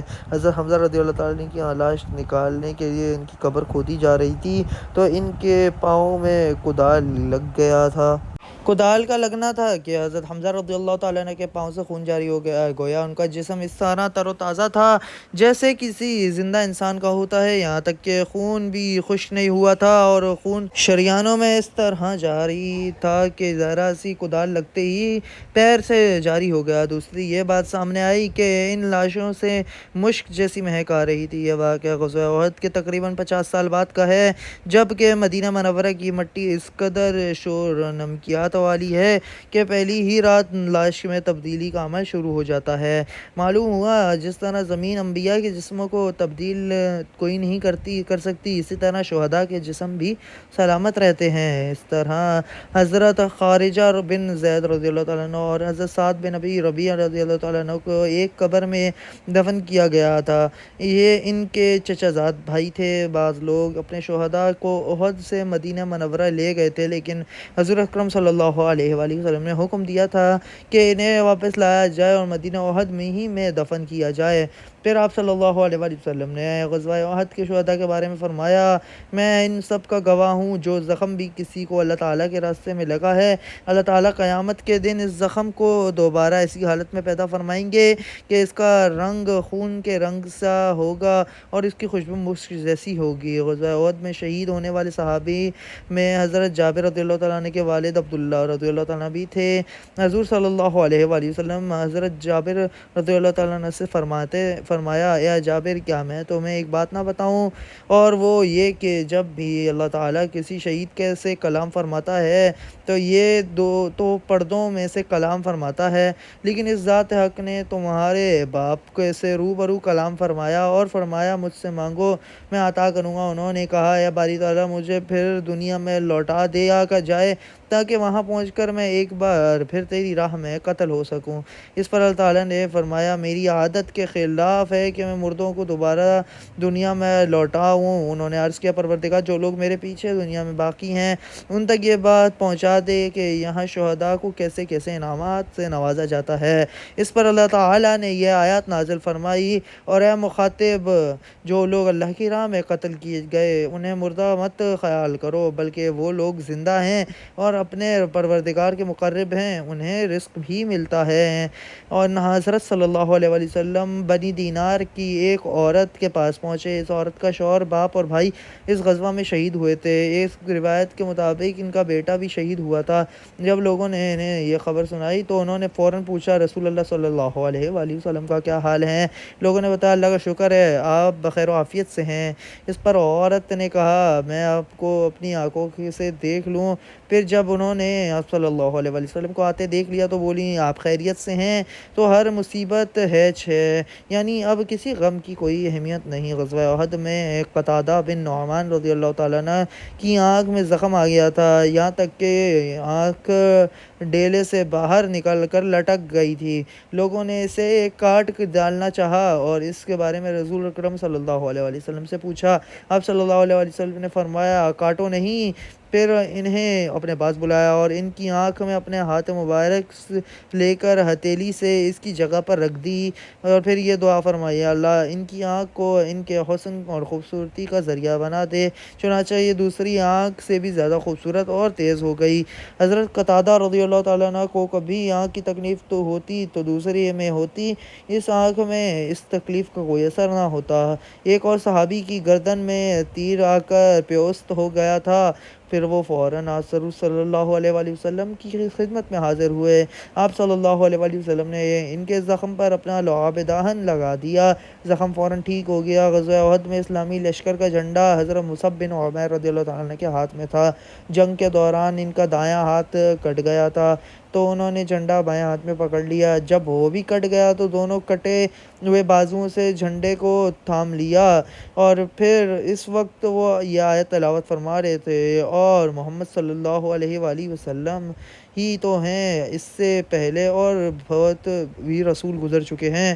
اور جب انہوں نے جنگ کے دوران کسی کو یہ کہتے سنا کہ محمد صلی اللہ علیہ وآلہ وسلم قتل کر دیے گئے تو خود بخود ان کے زبان سے یہ الفاظ جاری ہو گئے۔ اس کے بعد مصعب بن عمیر عمر رضی اللہ عنہ شہید ہو گئے۔ غرض جنگ ختم ہوئی اور شہداء دفن ہوئے کر دینے کے بعد حضور صلی اللہ علیہ وسلم مدینے کی طرف روانہ ہوئے۔ آپ صلی اللہ علیہ وآلہ وسلم اس وقت گھوڑے پر سوار تھے۔ آپ صلی اللہ علیہ وآلہ وسلم نے اس وقت شہداء اور ان کے عزیزوں کے لیے دعا فرمائی، اے اللہ ان کے دلوں سے رنج اور غم کو دور کر دے اور مٹا دے، ان کی مصیبتوں کو دور فرما دے اور شہیدوں کی جانشینوں کو ان کا بہترین جانشین بنا دے۔ مدینے پہنچنے پر نبی کریم صلی اللہ علیہ وآلہ وسلم نے حضرت علی رضی اللہ تعالیٰ عنہ کی تلوار خون آلودہ دیکھ کر فرمایا، اگر تم نے جنگ میں بہتر کارکردگی کا مظاہرہ کیا ہے تو فلاں فلاں نے بھی خوب جہاد کیا۔ غزوہ احد میں 70 کے قریب مسلمان شہید ہوئے۔ مرنے والے مشرکوں کی تعداد مختلف بتائی جاتی ہے۔ جب اللہ کے رسول مدینہ منورہ پہنچے تو مسلمانوں کی شکست پر منافقوں اور یہودیوں کی زبانیں کھل گئیں۔ وہ کھلے عام مسلمانوں کو برا کہنے لگے، خوشی بغلیں بجانے لگے۔ ان کے لوگوں نے نبی کریم صلی اللہ علیہ وسلم کی شان میں گستاخانہ کلمات بھی کہے۔ مثلاً وہ کہتے تھے، محمد صرف حکومت کرنے کے شوقین ہیں، آج تک کسی نبی نے اس طرح نقصان نہیں اٹھایا جس طرح انہوں نے اٹھایا ہے، خود بھی زخمی ہوئے اور اپنے ساتھیوں کو بھی مروا دیا، معاذ اللہ۔ کبھی کہتے، تمہارے ساتھی جو ساتھی مارے گئے ہیں، اگر وہ ہمارے ساتھ رہتے تو اس طرح اپنی جانیں نہ گنواتے۔ حضرت عمر رضی اللہ تعالیٰ عنہ تک ان کی یہ باتیں پہنچی تو انہیں بہت غصہ آیا۔ انہوں نے حضرت صلی اللہ علیہ وآلہ وسلم سے عرض کیا، اے اللہ کے رسول، آپ ہمیں ان لوگوں کو قتل کرنے کی اجازت دیں۔ یہ سن کر آپ صلی اللہ علیہ وآلہ وسلم نے ارشاد فرمایا، کیا یہ لوگ یعنی منافقین ظاہر میں مسلمان نہیں ہیں؟ کیا یہ کلمہ نہیں پڑھتے کہ اللہ کے سوا کوئی معبود نہیں اور یہ کہ رسول میں اللہ اس کا رسول ہوں؟ حضرت عمر رضی اللہ تعالیٰ عنہ نے عرض کیا، بے شک کرتے ہیں، لیکن یہ لوگ ایسا تلوار کے خوف سے کرتے ہیں، اب ان کی حقیقت ظاہر ہو چکی ہے، ان کے دلوں میں جو کینہ اور فساد ہے وہ سامنے آ گیا ہے۔ یہ سن کر آپ صلی اللہ علیہ وسلم نے فرمایا، جو شخص اسلام کا اعلان کرے چاہے ظاہری طور پر ہی کرے، مجھے اس کے قتل کی ممانعت کر دی گئی۔ غزوہ احد کے دوسرے ہی روز صبح سویرے نبی کریم صلی اللہ علیہ وسلم کا قاصد مدینہ منورہ میں یہ اعلان کر رہا تھا کہ مسلمانوں قریش کا تعاقب کرنے کے لیے تیار ہو جاؤ۔ یہ تو ناظرین و سامعین ہو گیا غزوہ احد کا پورا واقعہ۔ اب اس کے بعد ہم چھوٹے چھوٹے اور غزوات کا تذکرہ بعد میں کریں گے۔ اس کے لیے لائک، شیئر، سبسکرائب اور کمنٹ کیجیے گا۔ جزاک اللہ الخیر۔